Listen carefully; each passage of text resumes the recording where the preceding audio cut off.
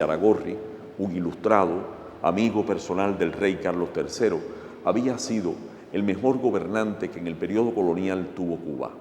Junto a Luis de las Casas aparece el benemérito médico cubano Tomás Romay e inmediatamente los nombres del intendente Alejandro Ramírez, del insigne pedagogo don José de la Luz y Caballero, don Pepe, también los benefactores de la sociedad, como fue el caso de don Salvador Zapata, cuyo nombre lleva a la calle, y eran múltiples las aportaciones que realizó a escuelas, hospicios que tenía bajo su cuidado la sociedad económica, incluyendo la fundación, cosa que está muy ligada a la obra de la sociedad, de la Academia de Bellas Artes de San Alejandro. Y desde luego no pueden faltar dos nombres esenciales, el de José Antonio Saco, el gran proscripto, el conocedor más profundo de las ciencias sociales en la isla en su tiempo, y al final el promotor, el gran gestor de la cultura del tiempo que le tocó vivir, Juan José Díaz de la Espada y Fernández de Landa, el obispo de Cuba. La institución se preocupó por el empedrado de las calles, el alumbrado público, la construcción de caminos y la creación de nuevas poblaciones en toda la isla. Introdujo la vacuna en Cuba contra la viruela gracias a las labores del doctor Tomás Romay y ayudó a la fundación del primer cementerio general de La Habana, el de Espada, en 1806. Obra protagonizada por el obispo Juan José Díaz de Espada y Fernández de Landa. La Sociedad Económica fue fundada en 1793 y lo más importante fue crear con ella una biblioteca pública.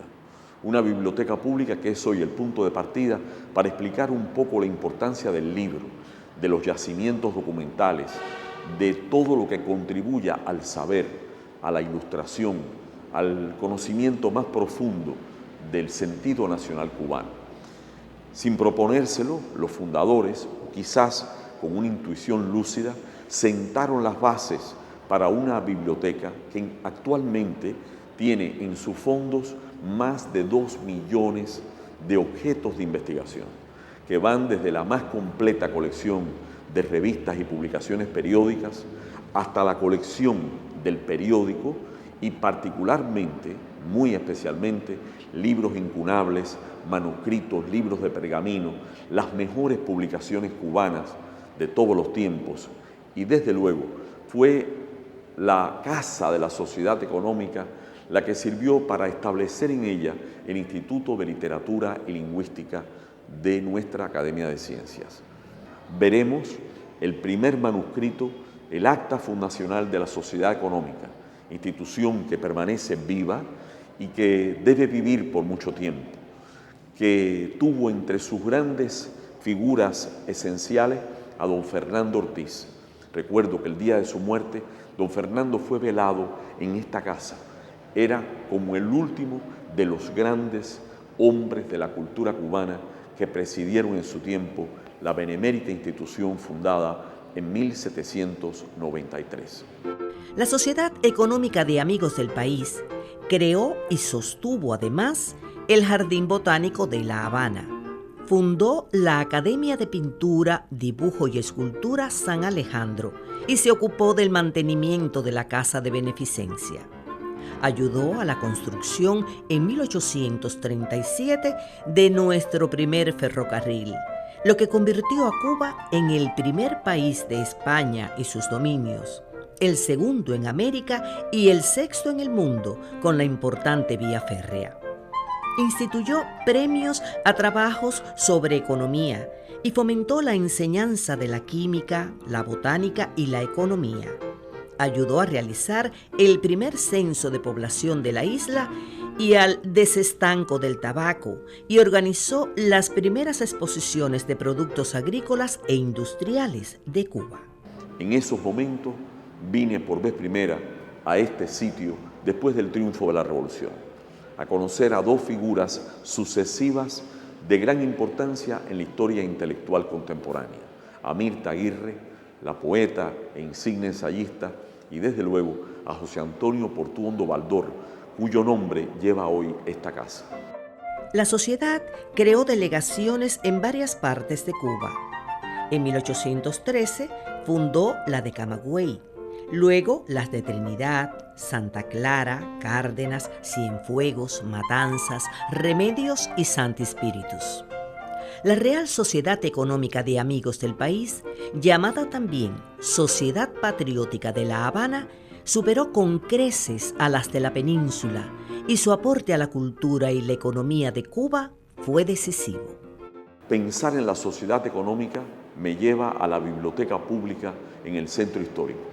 Me lleva además a nuestra biblioteca Francisco González del Valle, fundada por Emilio Roy de Leuser y que atesora todo aquello que el historiador quiso coleccionar para ponerlo, junto a Fernando Ortiz y otros intelectuales, al servicio del conocimiento público. Vuelven los martillos neumáticos sobre la ciudad. Un cigarrillo encendido dibuja la silueta de un hombre que el destino volverá a metal. Es hombre, sueño, viejo niño, La Habana es su carrusel, en donde giran los misterios de una ciudad que desnuda el esqueleto cada amanecer. Y sueña campanas, portales con alas, y alza los brazos divinos al sol que saca la luz, viejas cicatrices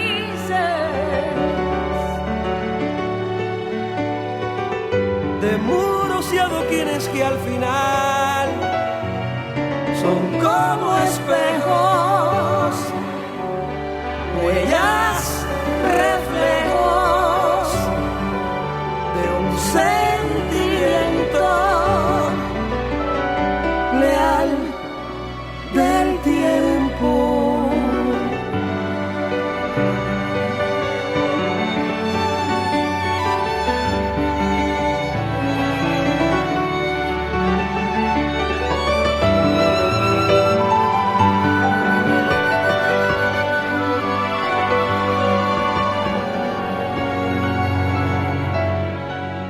Sueña campanas, portales con alas, y alza los brazos divinos al sol que saca la luz, viejas cicatrices de muros y adoquines que al final son como espejos, huellas, reflejos de un sentimiento leal al tiempo.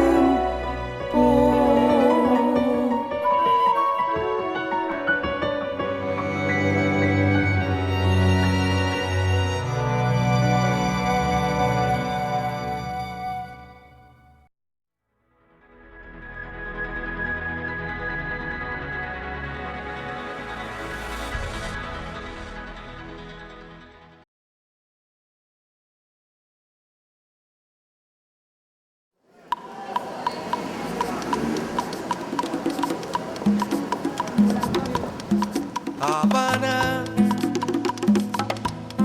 si mis ojos te abandonarán, si la vida me desterrará a un rincón de la tierra, yo te juro que voy a morirme de amor y de ganas de andar tus calles, tus parques y tus lugares, virgen del camino, nuevo vedado residencial, lugares vecinos, faro del Morro y la catedral, barrios pequeños llenos de tradiciones y emociones, sábanas blancas colgadas en los balcones, sábanas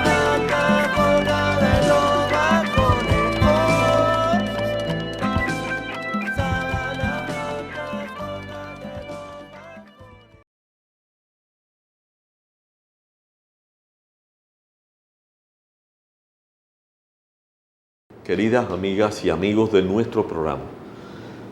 Son un poco ya pasadas las 8 en punto de la mañana y estamos en los talleres de restauración de nuestra oficina que se sitúan precisamente en el Colegio San Jerónimo de La Habana. Hoy estamos precisamente en el gabinete de relojería, donde uno de los maestros se enfrenta a la tarea de devolver la vida y la precisión del tiempo a los relojes.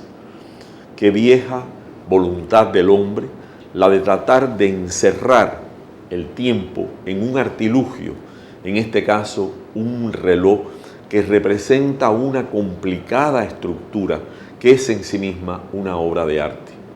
Ante la necesidad de controlar el tiempo, las antiguas civilizaciones se guiaron por el día y la noche o los ciclos de la luna.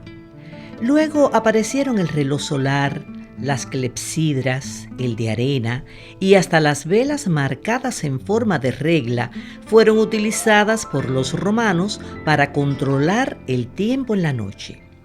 El reloj mecánico y de péndulo marcaron un paso importante en su desarrollo y muchos llegaron a convertirse en verdaderas obras de arte. Con la industria tecnificada se alcanzó mayor precisión, pero se perdía la esencia romántica de los relojes salidos de manos artesanas. Por ello, la restauración de piezas antiguas es un compromiso con la historia de las ciencias, el arte y la propia humanidad. La relojería ocupa un espacio muy importante en los museos, no solamente en los museos de artes decorativas, sino también en el Museo de Historia. Sobre la mesa del maestro relojero están relojes muy históricos, muy importantes, relojes de Máximo Gómez, de Antonio Maceo, relojes como el del padre Félix Varela, que marcaron una hora importante en la historia de Cuba. En el caso del reloj del padre Varela, vamos a observar en su contratapa una inscripción reveladora, emotiva, una inscripción devota. Es la de su discípulo José Antonio Saco, que le regala ese reloj de tiempo que el padre Varela utilizó hasta el final de sus días. Vamos a recorrer desde nuestro programa, en estos días que visitamos los talleres y laboratorios, tratando de explicar que detrás de eso que todos vemos, la restauración del centro histórico, hay un esfuerzo colosal que no es de una persona, sino de muchas personas, que no es la voluntad de uno, sino la voluntad de todos. Claro está, como casi siempre ocurre en la vida, unos van más adelante. Esa es una verdad, yo no la niego, pero es una obra esencialmente de un grupo de vanguardia, de los que han aceptado que deben trabajar todo el tiempo y más allá para rescatar, como hace nuestro maestro, el secreto del tiempo. En La Habana, los primeros relojes llegaron con la Cuba colonizada y fueron colocados en iglesias o edificios gubernamentales. En el siglo XIX, la capital contaba con los relojes públicos de la aduana, el Castillo de la Real Fuerza y las iglesias Catedral del Espíritu Santo y del Cristo, y fuera de las murallas con el del Arsenal. Pero sin dudas, el más significativo de todos fue el del Palacio de los Capitanes Generales, seguramente colocado en 1860, cuando fue objeto de varias reformas. Las campanadas de estos relojes regían la vida de pueblos y ciudades, a la vez que embellecían los edificios y espacios públicos. El oficio del relojero adquirió por su parte gran reconocimiento social. Un reloj de arena puesto sobre la cubierta o el camarote del capitán en un galeón, un reloj marcando el tiempo solar levantado en la antigüedad, una vara colocada en el suelo en los pueblos antiguos de la América del Sur para medir el tiempo, un Intihuatana en lo más alto de Machu Picchu, marcando con ese monolito el movimiento del tiempo, Stonehenge en el Reino Unido, tan misterioso lugar que se cree que es también, entre tantas hipótesis, un reloj del tiempo. El hombre siempre pensó en el tiempo. Mas la tradición de colocar relojes en las obras civiles continuó con la República, incorporándolos en los frontones o fachadas. De ahí que la ciudad y los habaneros agradezcan desde las primeras décadas del siglo XX la presencia de los relojes del edificio Casteleiro y Vizoso, de la Lonja del Comercio, de la Estación Central de Ferrocarriles o el emblemático reloj de la Quinta Avenida, devenido con su torre símbolo del municipio Playa. Y de los años 50, ¿quién no admira el reloj del edificio de la Logia Masónica? Es por eso que hoy recorremos nuestros museos buscando esas pequeñas y grandes maravillas que son los relojes. Hemos pasado desde el reloj de bolsillo, tan elegante, tan bello, un poco pesante, cuando ya no usamos chaquetas, ni faltriqueras, ni bolsillitos que nos permitan colocar una leontina, un reloj montado en La Habana por Cuervo y Sobrinos, hasta los maravillosos y pequeños relojes que pueden tener 2, 3 o 4 esferas, cronómetros, espacios para medir el tiempo en las dos partes del mundo, en fin. Vamos hoy a recorrer a través de la entrevista al maestro relojero y recorriendo su mesa ese universo desconocido que es también parte de la restauración del centro histórico de La Habana. Este es el taller de restauración de relojes. Aquí se restaura lo que es el mecanismo de los relojes. Como se sabe, son relojes que no existen las piezas de repuesto. Pues muchos fueron del siglo XVIII, el XIX, principios del XX. No queda más remedio que o rectificar las piezas como se pueden salvar o hacerlas. O sea, aquí tenemos el torno, que es un torno fresador. O sea, se puede hacer eje y engranaje, fresarlos de la rueda. El mecanismo se somete, lo primero que se hace es desarmarlo, someterlo a una limpieza de todo para sacarle el polvo, la grasa vieja. Después se defecta, se revisan dónde tienen los defectos, los desgastes, se procede a eliminarlo, después se vuelve a ensamblar la maquinaria y se lubrica con un aceite especial que es para relojes. Ese consiste más o menos el proceso que se le hace aquí, para ponerlo a que funcione, como este que está aquí, que está en prueba. Siempre respetando, cuando se va a hacer una pieza, respetando que es la forma original. No se debe cambiar la forma, siempre debe ser tratar de que quede lo más original posible. Este que está aquí es el napoleónico, es un reloj del napoleónico, que es de principio del siglo XIX, y entonces el otro que estoy trabajando aquí, que es uno que va en la carpeta del Hotel Santander, pero aquí vienen relojes de distintos museos que atienden aquí la oficina del historiador y eso. El trabajo mío consiste en la restauración de lo que es la relojería pequeña dentro de los objetos museables, o sea, relojería de bolsillo fundamentalmente y alguna relojería de mesa pequeña. En este momento, estos que están aquí arriba son relojes de bolsillo, una de la colección del Museo de los Capitanes Generales, que se está haciendo trabajo de restauración. El trabajo de restauración que conlleva casi todos, en todos estos están aquí, la elaboración de piezas, la fabricación de piezas. Por ejemplo, la fabricación de los ejes de volante, a todos estos relojes ha habido que fabricar los ejes de volante. En otros casos, repararle otras partes que no existen de recambio. O sea, no existe parte de recambio y tenemos entonces que recurrir a un problema de hábitos y de trucos ya que se han ido tomando con el tiempo para darle solución a los problemas. En este momento estoy trabajando en que estoy precisamente en el proceso de reparación del eje de volante que ya se hizo y ahora estamos en el ajuste, buscando los juegos que tiene que tener para que el funcionamiento sea lo más estable y lo más exacto que es posible.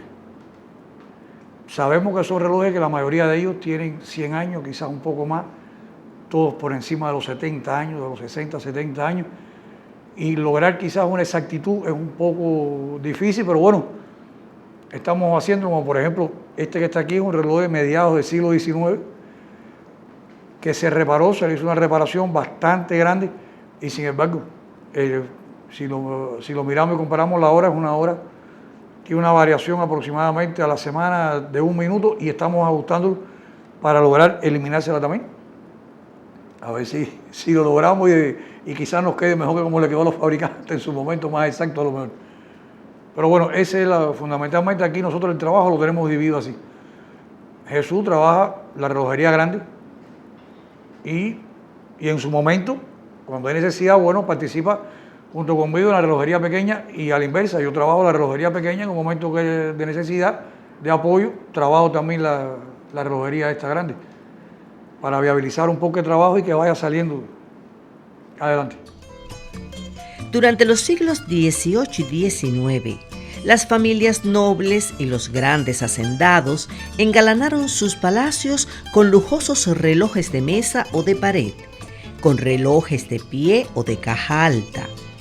La manufactura de muchas de estas máquinas era encargada a Europa o Norteamérica por los futuros dueños, quienes hacían grabar sus nombres en el interior de las mismas. De ese modo, el incremento de su comercio llevó al auge de las relojerías y fueron muchas las famosas. Se fundaron casas de disímil procedencia, pero dominaron los relojeros suizos, alemanes, ingleses y franceses. Y fue en la calle Mercaderes donde se asentaron en mayor número y fama relojeros y relojerías del siglo XIX. Y no sorprenderán los relojes públicos.